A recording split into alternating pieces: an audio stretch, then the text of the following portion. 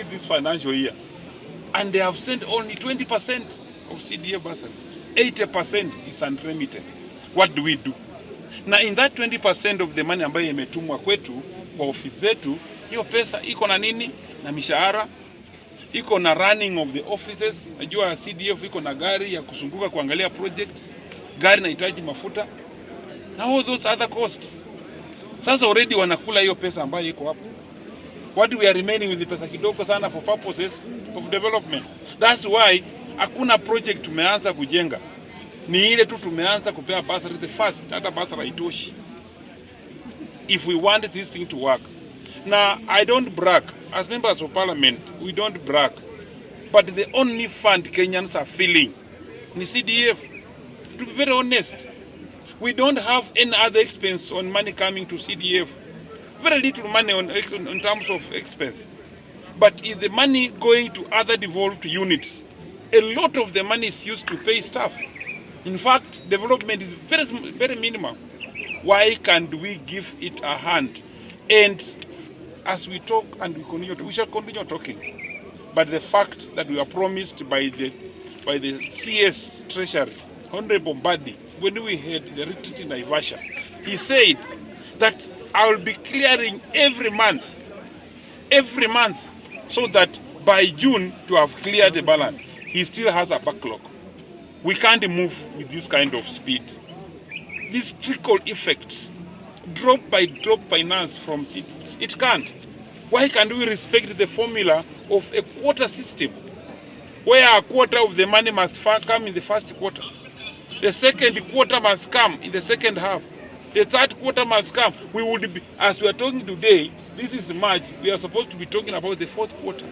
We have not finished the first quarter. Those are the bottlenecks the consumers are having. But you can see, we have a lot of stress from the students because the principals in schools cannot run schools. Government has not limited have not limited the capitation supposed to go to schools. Teachers are threatening to close schools. So they are chasing out students for fees. That's why students are not at peace. Every school has sent out the students. The reason why they are sent out is they must clear fees for them to buy food and run the school and get the papers and pay home teachers. The government is sleeping on its job. This is what I want to say. And this is the work of the MP. When I say that this government is sleeping on the job, I am not saying that I'm undermining the Kenya government, which I'm part of. I'm a member of parliament of Kenya Kwanza. But my duty is to give checks and balance the same government. That is my work. I am not employed to give a praise and worship a choir. In any case, if government does good job, my people will be happy. The people behind me you are seeing have come here to pick money for their students. Funny enough, we can't manage to give all of them. We have those schools that are not getting the money today because they have not received them. If by now capitation has not gone, why do we prioritize building? Why do we prioritize construction and yet we are not constructing the heads of our students? We are being constructed. You see a lot of flyovers.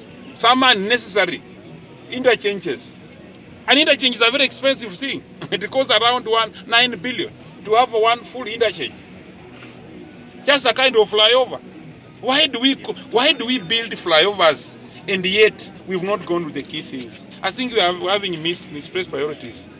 I have a problem with the way in which we are talking about Nzoia. You cannot give the people of Bungoma a priority of a flyover in Kandui or Webuye, which is taking 9 billion or 10, and yet we only require 2 billion to come up and have a new factory in Nzoia Sugar. Yes. Yeah. Our priority, and I keenly attended the Kimilili Economic Forum. When we were running, we were looking for votes in this country. We had, as Kenya Kwanza, we have a blueprint. You guys, you have it. If you can Google, you can find it. The Kimilili minutes. All people in Kimilili said, and the president was seated. He was the chairman of the forum. In fact, took a microphone to receive questions from the disabled, from mamas. They said we want Nzoia to bring new machines. We never said we want to sell it. And when you are telling me that you are leasing Nzoia for 30 years, what you are really telling me is that you have sold it for 30 years. Amongst us, if you are 80 years today or 70 years, 30 years lease means 100 years. Utakuwa wapi? Those are the things we are talking about. Please, Nzoia requires, as a former engineer in Nzoia, before I became an MP, Nzoia requires only factory efficiency. And factory efficiency is new machines. It doesn't need brains. You can be the brightest engineer, but as long as Nzoia machines are not running, as much as you are just leaving the entire sucrose in the molasses, you cannot extract enough because the machines are fake. They are blunt. I'm telling you, hata kama ulienda shule uko na PhD, you can't get it. We must get the first things first. And the first things are new machines.